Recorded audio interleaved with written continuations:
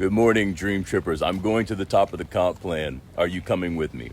The mind is the headquarters of identity. So 1 Corinthians 2:16 says, but we have the mind of Christ. Notice the language. It doesn't say you're trying to get the mind. It doesn't say one day after you struggled long enough, you might qualify for the mind. It says we have the mind.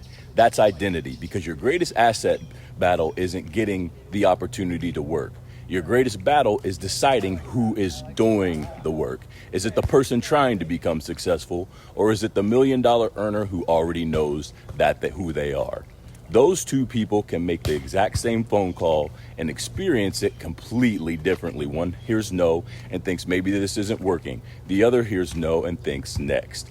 One looks at an empty Zoom and questions their future. The other looks at an empty Zoom and says, this has absolutely nothing to do with who I am. Why? Identity. So where are the millions hidden? They're hidden in the mind that can see abundance before there is evidence of abundance. $1 million earners don't wait for $1 million to start thinking like $1 million earners. They develop an internal identity capable of producing the external result. They think differently about rejection. They think differently about time. They think differently about temporary circumstances. They don't ask every morning, do I feel successful today? They operate from who they have decided to be.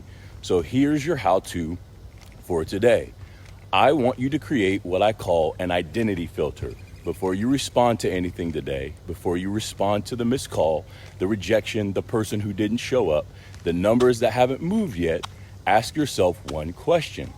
How does the $1 million version of me interpret this? Not what would they do? Go deeper. How would they interpret it?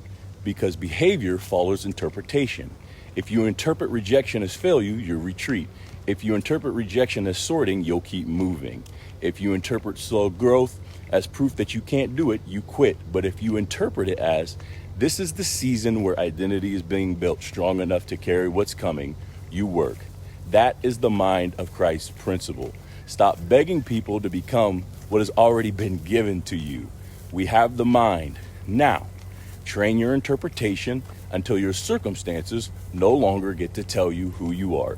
The millions aren't hiding somewhere outside of you. They're waiting on the version of who you can think at the level required to produce them. Change the interpretation, change the identity, change the result, fix that brain.